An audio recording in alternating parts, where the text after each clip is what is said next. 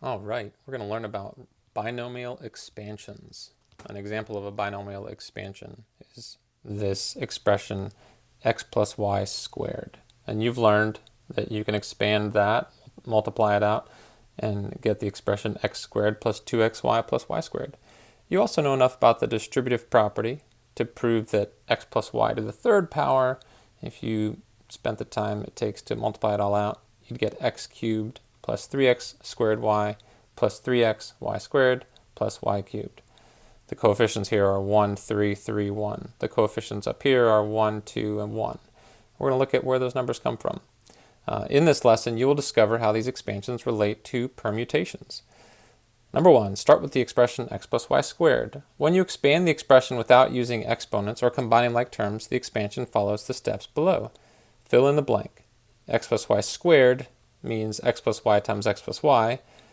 And if you multiply these using the typical structure of first times first, that would be x times x plus x times y plus y times x plus y times y. Y times y would go right here. You are used to, you're familiar with combining these things using exponents and combining like terms, but we're not going to do that right now. It is common to write xy plus yx as 2xy if you put the term letters in alphabetical order. Before you combine the terms, though, you can see that there are two ways to write the term xy. You can write xy or yx. There are two ways to arrange two letters. Suppose you have three letters, A, B, and C. How many ways can you arrange three letters? Write all of the arrangements you can find. If you start with writing them in alphabetical order, you'd get A, B, C. You could also switch the order of the B and C, A, C, B. You could change the first letter, B, A, C, B, C, A. Change the first letter again, C, A, B, C, B, A. There are 6 ways to arrange these 3 letters.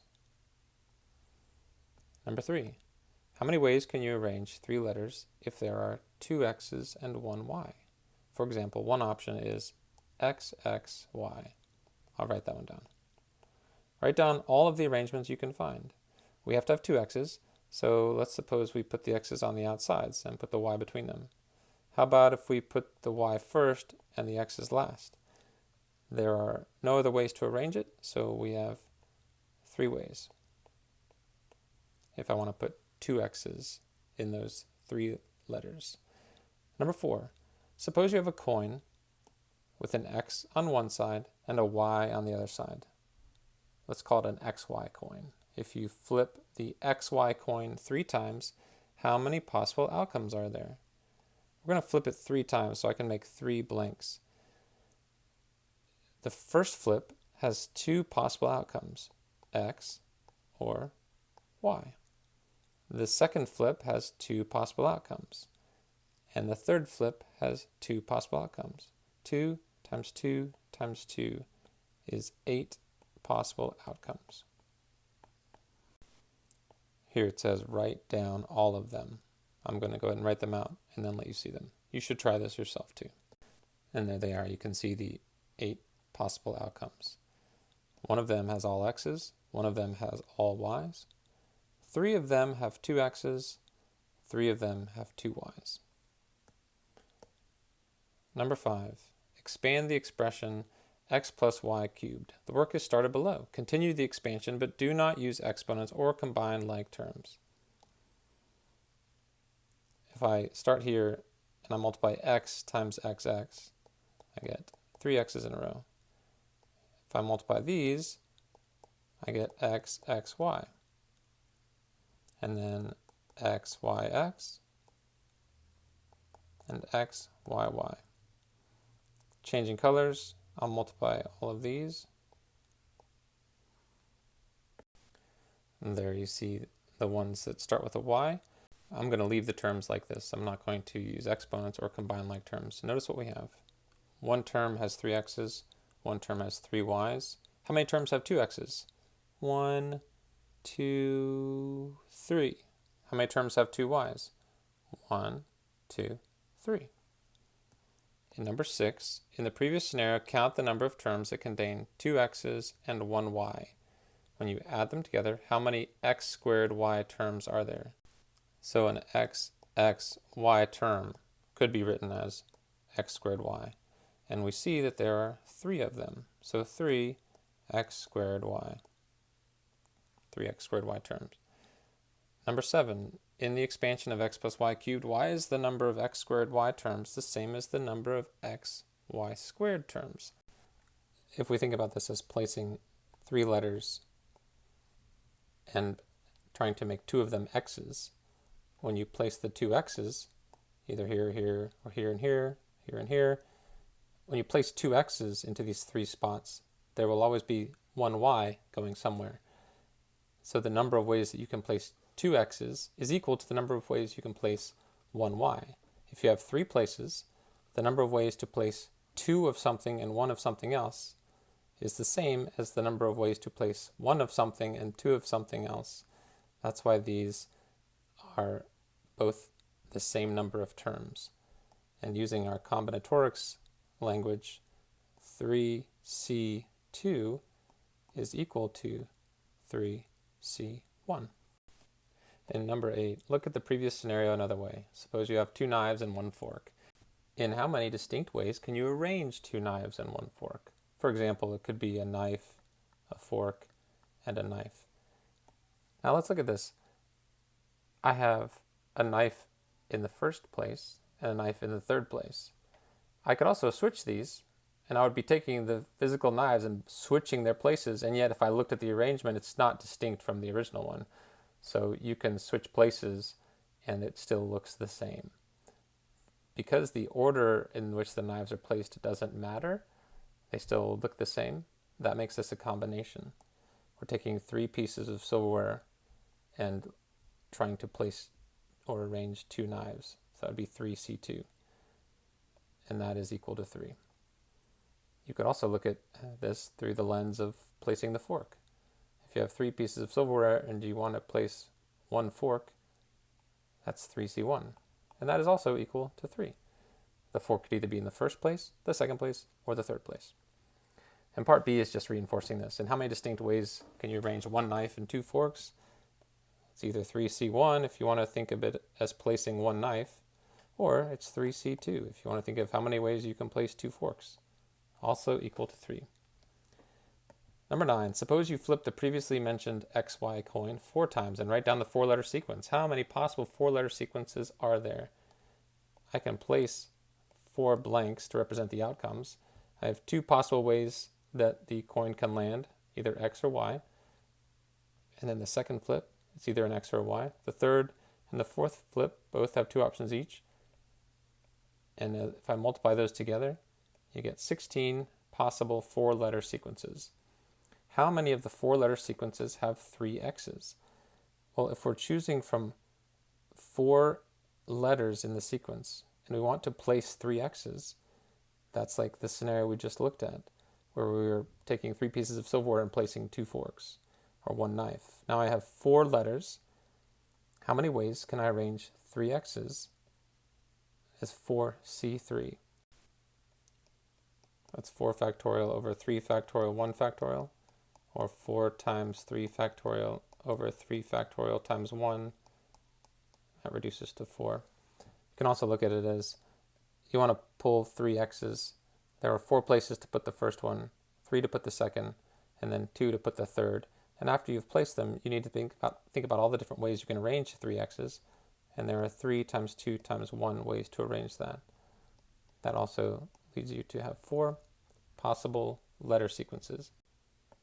Number 10, expand the expression x plus y to the 4th.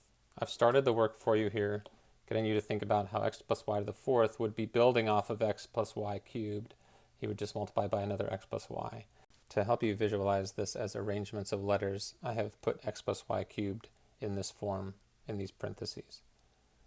When I multiply by x plus y, the distributive property means I'll multiply this x first. So all of these will get an x added to them. And then when I multiply by y, all of these will have a y. I'm going to show that now in the next line. Now, if we just look at this, we can see that there are a certain number of terms. There are 16 terms overall.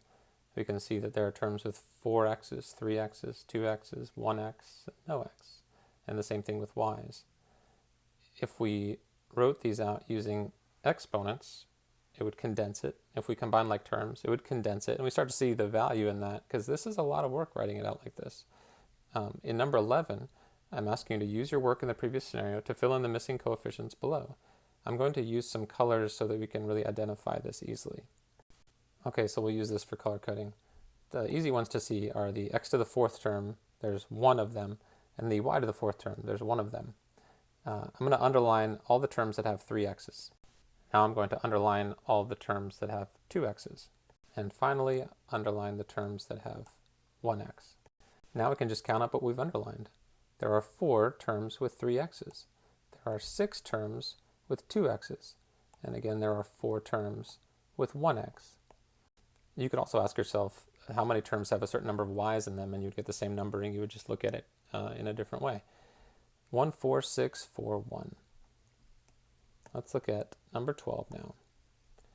Before you combine like terms, how many terms are in each expansion below? Do you notice a pattern in the number of terms in each expansion? I've already asked you to think about this, so you might have realized this. X plus y to the first power is just x plus y, so there are 2 terms overall.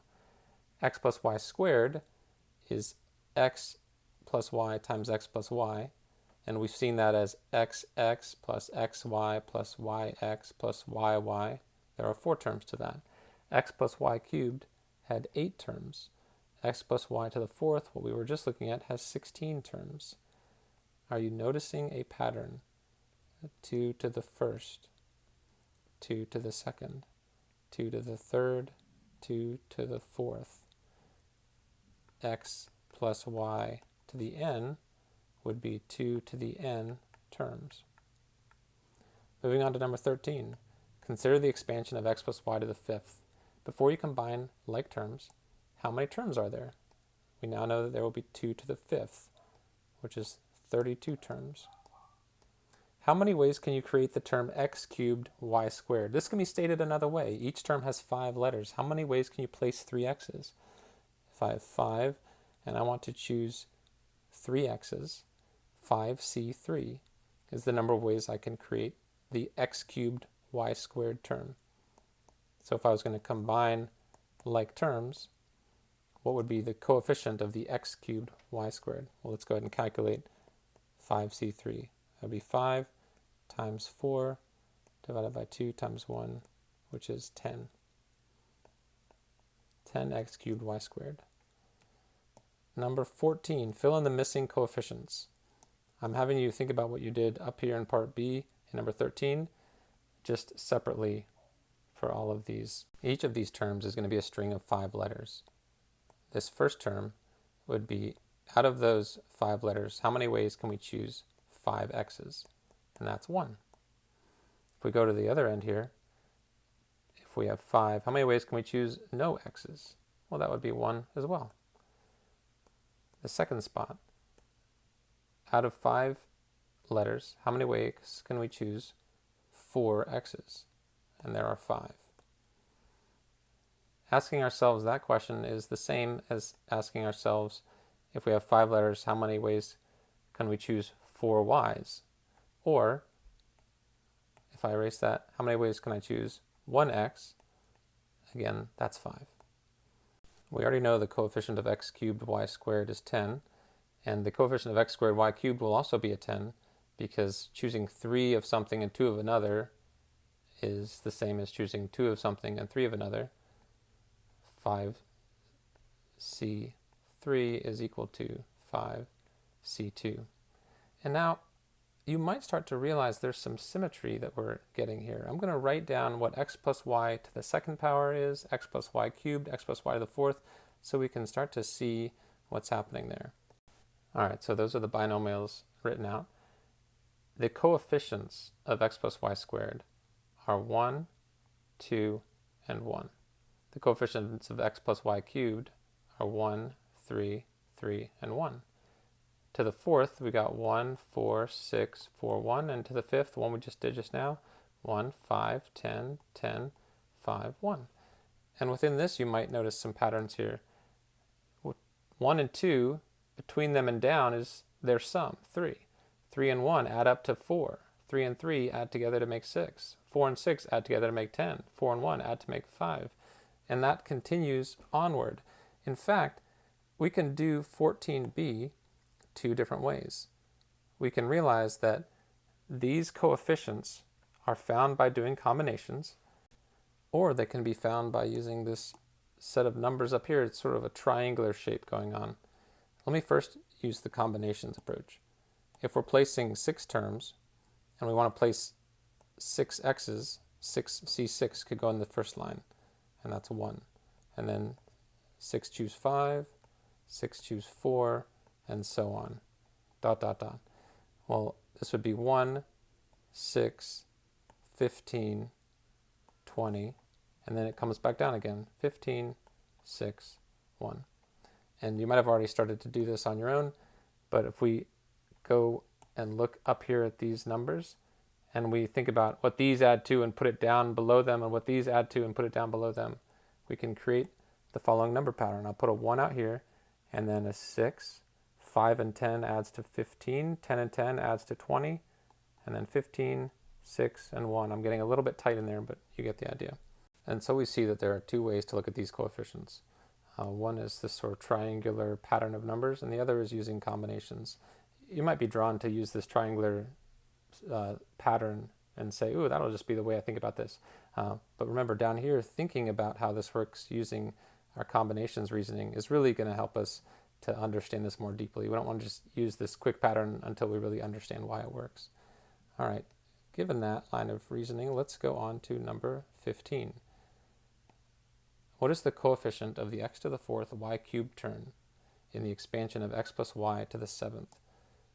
We're talking about a binomial raised to the 7th power. So every term is going to be a string of 7 letters. So we're choosing from 7 letters. The x to the 4th y cubed term is the term that I would get if I take the 7 and I choose 4 x's from them. Or I could look at it from the perspective of y. I'm starting with 7 and I want to choose 3 y's. Turns out that these are both the same. You can use a calculator, you can do it by hand.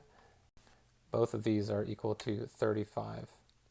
So the coefficient of this x to the 4th y cubed term would be 35. 35 x to the 4th y cubed. And now I hope you're thinking back to that triangle set of numbers again.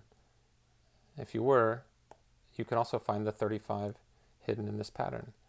15 and 20 add together to make 35. Or this 20 and 15 add together to make 35.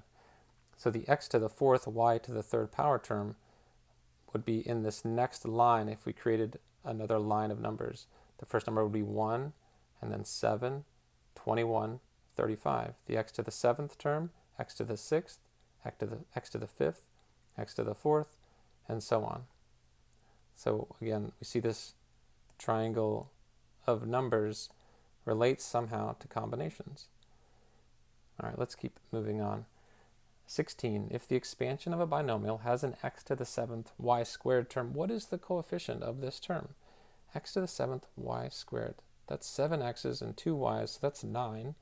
And we would be choosing 7 x's, or 9 choose 2 y's.